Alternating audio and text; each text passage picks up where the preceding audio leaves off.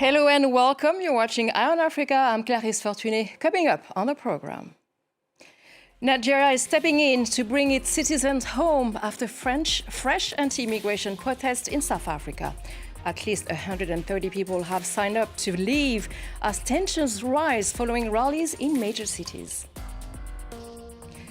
Sudan is ramping up accusations after a series of drone strikes, including an attack on Khartoum airport.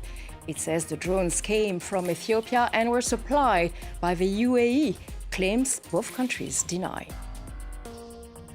And Paris is once again rolling out the red carpet for African cinema. The NollywoodWeek Film Festival returns this week, bringing together filmmakers, producers and audiences from across the continent and beyond. Nigeria says it will repatriate at least 130 of its citizens from South Africa following a new wave of anti-immigration protests targeting foreign nationals. The applications are part of a new government-backed return scheme launched amid concerns that tensions could escalate after rallies in major cities like Pretoria and Johannesburg.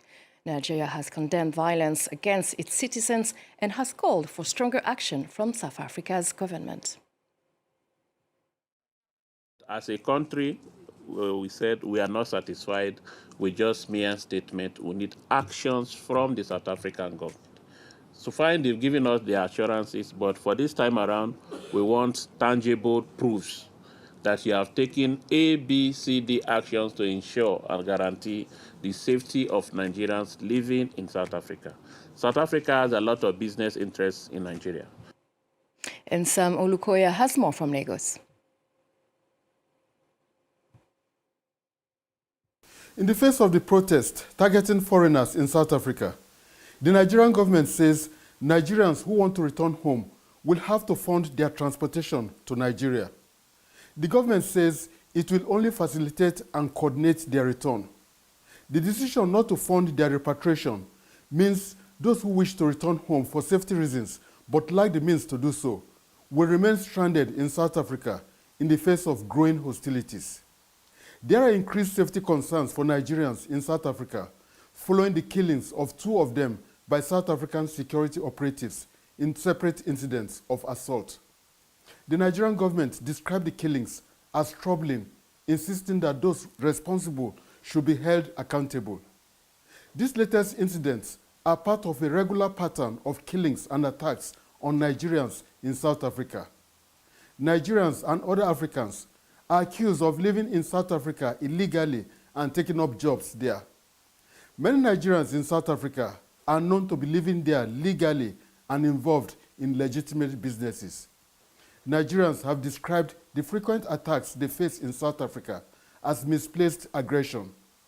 There are growing calls on the South African government to guarantee the security of Nigerians.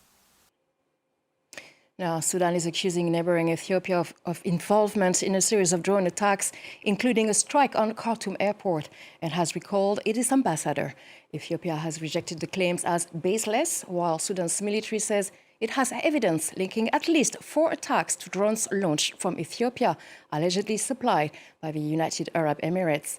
The escalation comes as Sudan's civil war intensifies, with drone warfare increasingly targeting key infrastructure and civilian areas across the country. What Ethiopia and the UAE have done is a direct aggression against Sudan and will not be met with silence. Our armed forces are fully prepared to deal with any threats in a way that preserves the dignity, sovereignty, and security of the nation. Now, here in Paris, African cinema is taking center stage as the NollywoodWeek Film Festival is once again pushing the Nigerian industry, worth over $6 billion and growing fast, onto the global market. So to tell us about this edition, which kicks off this Wednesday, we're joined by co-founder Serge Noukoué. Welcome, Serge. So thank you for being with us. So from tomorrow, what should we be on the lookout for?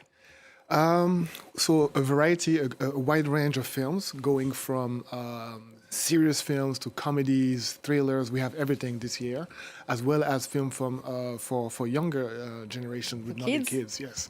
So yeah, you can expect to see quite a few things. And as you rightfully said, we don't have just Nigeria represented, but also a few other countries as well. So Nollywood Week has been running for now over a decade. So what makes this year's edition different from the previous ones? So we always innovate, and we always add different ingredients to make this special. I would say that this year, we have great panels outside of the screenings that we have. We have panels on very, very timely issues like AI, which is something that is having an impact on industries across the world. We're also talking about new formats like the vertical formats and what does that mean for the industry. As well as a session on music and cinema, because more and more, with the Afrobeats phenomenon in Nigeria, there's also bridges and connections that are being created with the film industry. So, and the question of copyrights and yes. And we also have a partnership with NIFS this year, which again brings more spotlight to the industry sessions and the professional conversations that are happening during the festival. So over the decade, would you say that the perception of African cinema has evolved in Europe since you launched the edition?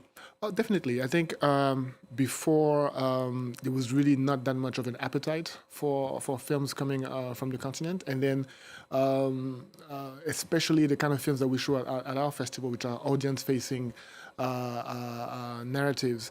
And now, of course, we are not the only ones who have played a role. The streamers also played a role in democratizing, these images.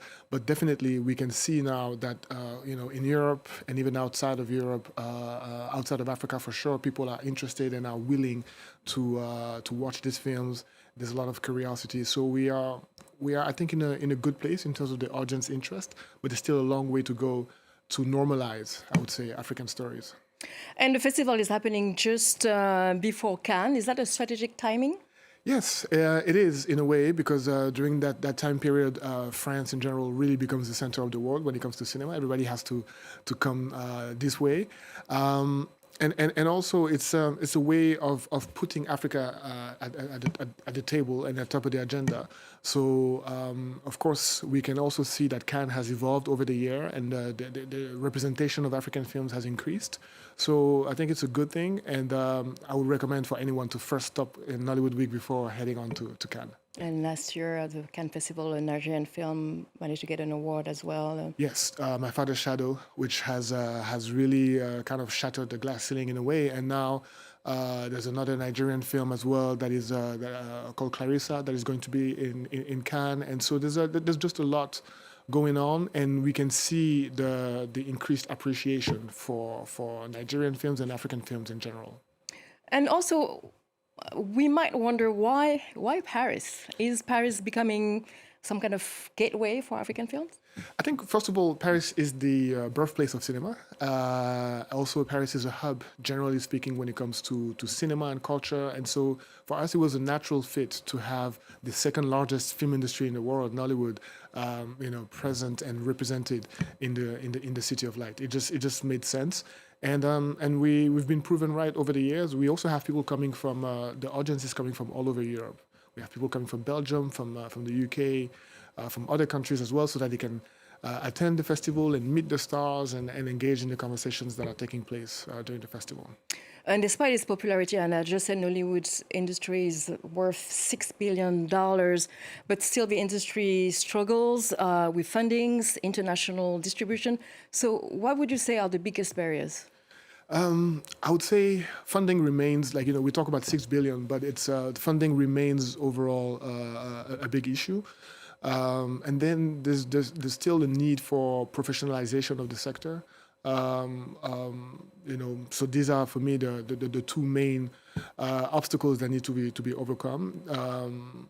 But yeah, overall, there's been involvement of the streamers, as we say. There's been not so much public funding, which could also help again for the funding of films and production in general. So there's still different avenues like that really would help structure and professionalize the industry and make it really an industry that can now take over the world. And talking about distribution with all the new platforms like Netflix and streaming, does it have an impact on the industry? Yes, for quite a few years. I mean, Netflix, for instance, has poured quite a bit of money in productions in Nigeria, which has led to an increase of production value and also just helped the industry overall. But we can also see that there's some shifts, and the streaming platforms have their own objectives, and they make decisions based on data. So when the subscription numbers are not increasing at the rate that they would like, then they also shift their attention to other territories. So what we need in Nigeria is something, and across Africa, is an industry that is not as much dependent on external factors such as the global platforms. What would you say that needs to be to change for African films to compete globally on equal footing? I would say a big part now has to do with training. Training is happening across the continent. There are different initiatives that are there, but I think more can be done, and more is being done. There's a lot of initiatives that are really tackling issues so that the level of writing and the technical level across the value chain can be up to par with what's going on everywhere else in the world. And lastly, so are you also seeing a shift in the kind of stories that are being told? I definitely see directors being bolder and tackling more and more, sensitive genres. issues even? And yes, definitely. And you will now easily find thrillers and all kinds of films that are coming out of Nigeria and coming out of Africa in general, where before it used to be a lot of dramas and everything was a drama, but now Or romance. or comedy or romance. But now you really have.